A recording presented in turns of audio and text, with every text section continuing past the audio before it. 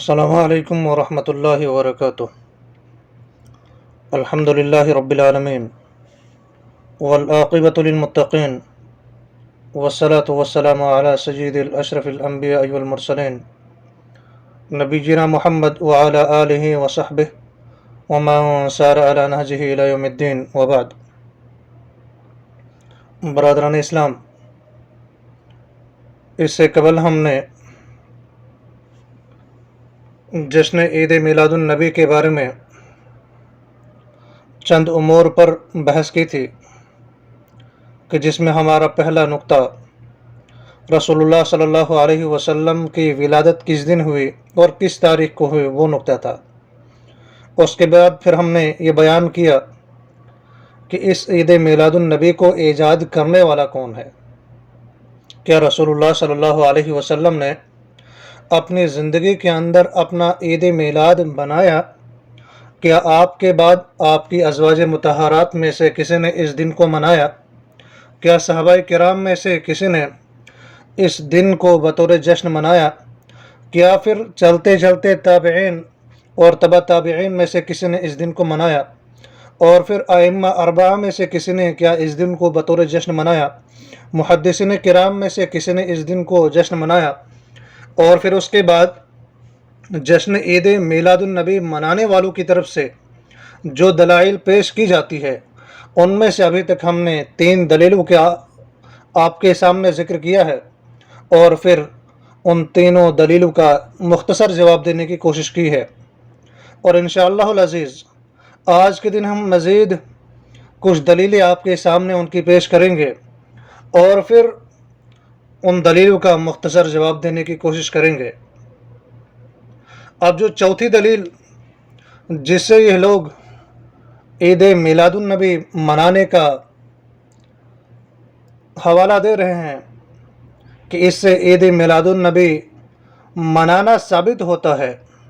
وہ دلیل ان کی سورۃ المائدہ کی آیت نمبر 114 ہے۔ وہ آیت نمبر 114 کا حوالہ دیتے ہوئے کہتے ہیں کہ عیسیٰ علیہ السلام نے دعا کی، اے اللہ آسمان سے مائدہ نازل فرما، جس دن کھانا نازل ہوگا وہ ہمارے لیے اور بعد والوں کے لیے عید کا دن ہوگا۔ ذرا غور کریں کہ اس آیت کا مفہوم یہ ہے کہ جس دن کھانا آئے وہ دن خوشی کا ہو، اور اب تک عیسائی اس دن خوشی مناتے رہیں، تو کیا وجہ ہے جس دن نبی کریم صلی اللہ علیہ وسلم تشریف لائے کیوں نہ خوشی کرے؟ عید کا کہنا ہے۔ اب جب ہم سورۃ المائدہ کی آیت نمبر 114 کو دیکھتے ہیں، اللہ تعالیٰ کا ارشاد ہے، قال عیسی ابن مریم اللہم ربنا انزل علینا مائدۃ من السماء تکون لنا عیدا لأولنا وآخرنا وآیۃ منک وارزقنا وانت خیر الرازقین۔ مریم کے بیٹے عیسیٰ علیہ السلام نے کہا، اے اللہ ہمارے رب، ہم پر آسمان سے مائدہ نازل فرما، ہمارے لیے اور ہمارے آگے پیچھے والوں کے لیے عید ہو جائے، اور تمہاری طرف سے ایک نشانی بھی ہے، اور ہمیں رزق عطا فرما، تو ہی سب سے بہتر رزق دینے والا ہے۔ یہ سورۃ المائدہ کی آیت نمبر 114 ہے۔ اس آیت میں عیسائیوں کے لیے تو مائدہ نازل ہونے والے دن کو خوشی منانے کی کوئی دلیل ہو سکتی ہے، مسلمانوں کے لیے عید میلاد النبی صلی اللہ علیہ وسلم منانے کی دلیل نہیں۔ کیونکہ حیرت کی بات تو یہ ہے کہ ان لوگوں کو اس بنیادی اصول کا بھی پتہ نہیں کہ شریعت کا کوئی سابقہ حکم امتوں کے کاموں کو بنیاد بنا کر نہیں لیا جاتا، سوائے اس کام کے کہ جو کام اللہ اور اس کے رسول صلی اللہ علیہ وسلم کی طرف سے برقرار رکھا گیا ہو۔ اور شاید یہ بھول چکے ہوں گے کہ اہل السنہ والجماعہ یعنی سنت اور صحابہ کرام کی جماعت کے مطابق عمل کرنے والوں میں سے کبھی کسی نے بھی گزرے ہوئے امتوں یا سابقہ شریعت کو اسلامی کاموں کے لیے دلیل نہیں جانا، سوائے اس کے جس کی اجازت اللہ یا اس کے رسول صلی اللہ علیہ وسلم نے دی ہو، اور جس کام کی اجازت نہیں دی گئی تو وہ کام ممنوع ہے، منع ہے، کیونکہ یہ بات علم الاصول فقہ میں طے ہے कि इबादत, अकायद और अल्लाह ताला का कुर्ब हासिल करने के ज़रिए अल्लाह और उसके रसूल सल्लल्लाहु अलैहि वसल्लम की तरफ से मिलते हैं। लिहाजा किसी के लिए जायज़ नहीं कि वो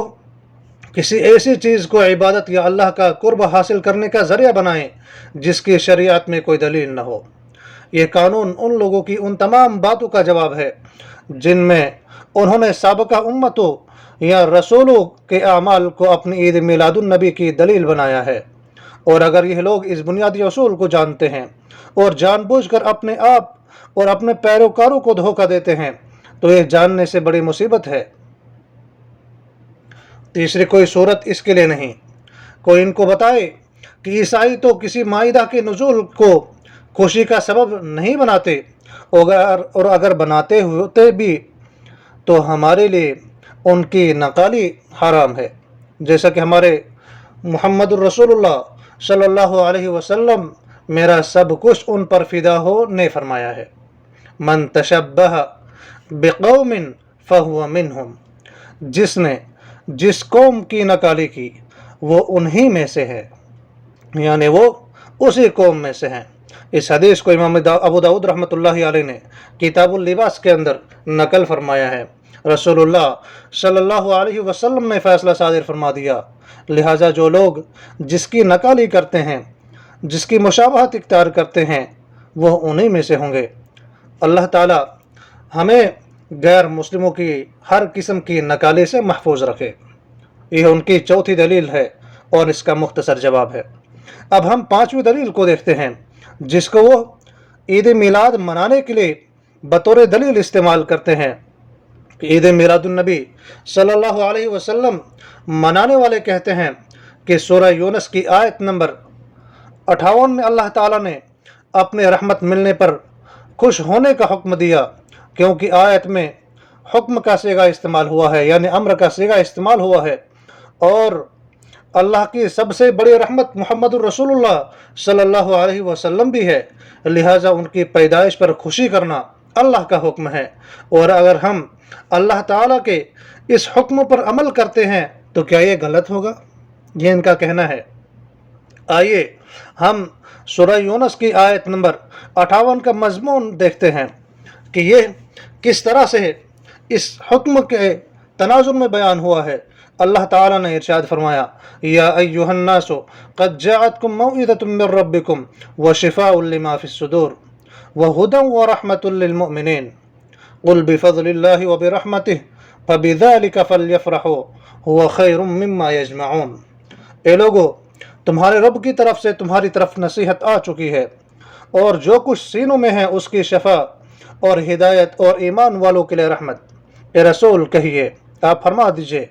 ये अल्लाह के फजल और उसकी रहमत से है, लिहाजा मुसलमान इस पर खुश हों। और ये खुश होना जो कुछ ये जमा करते हैं उन चीज़ों के जमा करने पर खुश होने से बेहतर है।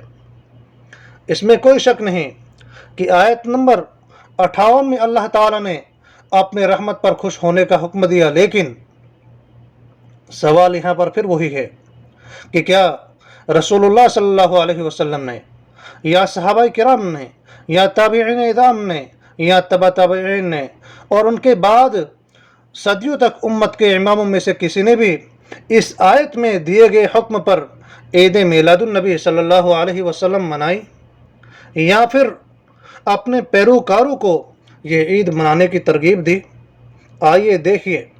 कि इस आयत की तफसीर में रसूलुल्लाह सल्लल्लाहु अलैहि वसल्लम और सहाबाए किराम रिज़वानुल्लाहि अलैहिम अजमाइन से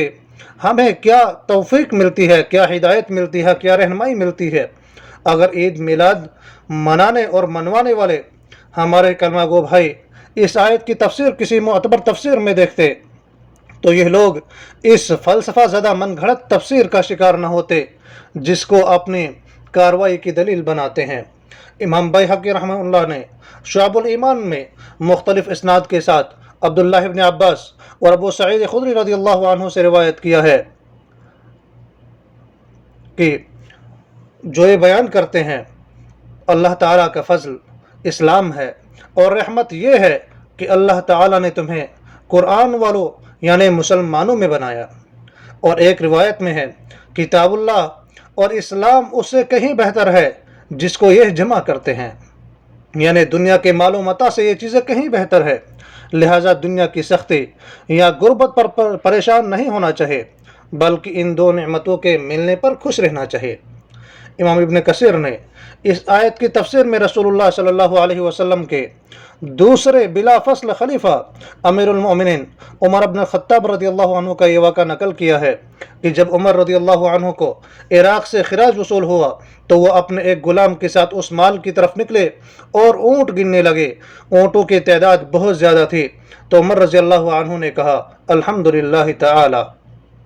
تو ان کے غلام نے کہا یہ اللہ کا فضل اور رحمت ہے، تو عمر رضی اللہ عنہ نے کہا تم نے جھوٹ کہا، یہ وہ چیز ہے جس کا اللہ نے قل بفضل اللہ وبرحمتہ اس آیت کے اندر حکم دیا ہے کہ جو کچھ تم جمع کرتے ہو ان چیزوں کے جمع کرنے سے یہ بہتر ہے۔ اس میں یہ چیز ذکر کی گئی ہے،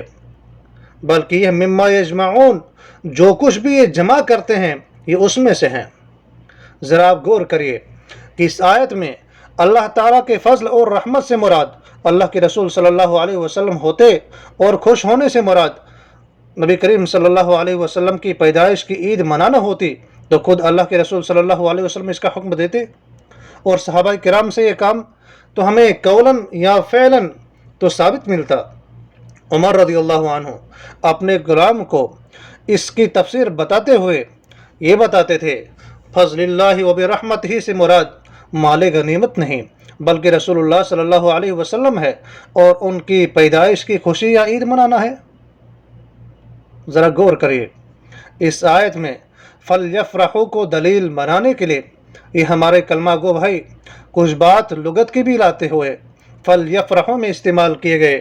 امر، یعنی اس حکم کے صیغے کو جو بات کرتے ہیں اس کے بارے میں بتاتے ہیں۔ ذرا اگر لغت میں بھی اس کو تھوڑا سا دیکھا جائے، آیت میں خوش ہونے کا حکم دیا گیا ہے، خوشی منانے کا نہیں،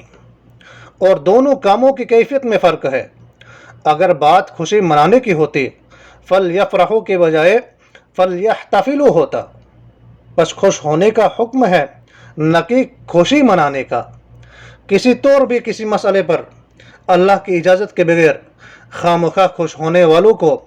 اللہ پسند نہیں فرماتا ہے، چاہے جائے کہ خوشی منانا اور اس طرح کی دیگر چیزیں جشن منانا یہ کچھ بھی کر لے، لیکن جس کی کتاب اللہ اور سنت رسول اللہ میں کوئی اصل کوئی دلیل موجود نہیں تو وہ کام رائے گا اور برباد ہے۔ کیونکہ سورۃ القصص آیت نمبر 76 میں قارون کی قوم کا اس کو نصیحت کرنے کا واقعہ بیان فرماتے ہوئے اللہ تعالیٰ نے فرمایا تھا لا تفرح ان اللہ لا يحب الفرحین، دنیا کے مال و متاع پر خوش مت ہو، اور اللہ تعالیٰ خوش ہونے والوں کو پسند نہیں کرتا ہے۔ بس یہ بات یقینی ہو گئی کہ ہم نے کہا اور کس بات پر اور کیسے خوش ہونا ہے اس کی تعین اللہ اور اس کے رسول صلی اللہ علیہ وسلم کی مقرر کردہ حدود میں رہتے ہوئے ان کے احکام کے مطابق کیا جانا چاہیے، نہ کہ اپنی مرضی، اپنے منطق اور فلسفے سے، جیسے کہ اللہ تعالیٰ نے آل عمران کی آیت نمبر 170 میں خوش ہونے کی اجازت دیتے ہوئے فرمایا فرحین بما آتاہم اللہ من فضلہ، اللہ نے ان لوگوں کو اپنے فضل سے جو کچھ دیا ہے اس پر وہ خوش ہوتے ہیں۔ اور اسی طرح سے امام قرطبی رحمۃ اللہ علیہ نے قل بفضل اللہ وبرحمتہ فلیفرحوا هو خیر مما یجمعون کی تفسیر میں یہ لکھا ہے خوشی اس کیفیت کا نام ہے جو کوئی پسندیدہ چیز ملنے پر دل میں پیدا ہوتی ہے، اور لغت کے اماموں میں سے امام محمد بن مکرم نے لسان العرب میں لکھا ہے کہ خوشی اس کیفیت کا نام ہے جو غم کی کمی سے پیدا ہوتی ہے، اور شیخ محمد عبد الرؤف المناوی نے التوقیف علی مہمات التعریفات میں لکھا ہے خوشی اس لذت کا نام ہے جو کوئی مرغوب چیز حاصل ہونے پر دل میں پیدا ہوتی ہے۔ تو صحابہ کرام کی تفسیر اور لغوی شرح سے یہی پتہ چلتا ہے کہ خوشی دل کی کیفیت کا نام ہے، کسی خاص دن کسی خاص طریقے پر کوئی عمل کرنا نہیں سوائے اس کے جس کی اجازت اللہ یا اس کے رسول صلی اللہ علیہ وسلم نے دی ہو، اور جس کام کی اجازت نہیں دی گئی تو وہ کام ممنوع ہے، کیونکہ یہ بات علم الاصول الفقہ میں طے ہے کہ جس طرح سے ہم اس کا بیان انشاءاللہ بقیہ آگے آنے والے دلیلوں میں مزید اس کی وضاحت کریں گے۔ تو یہ ابھی تک ہم نے 5 دلیلیں آپ کے سامنے ذکر کی۔ اللہ تعالی ہمیں حق بات کہنے کے بعد اس پر عمل پیرا ہونے کی توفیق عطا فرمائے۔ ہذا ما عندی، والسلام علیکم ورحمۃ اللہ وبرکاتہ۔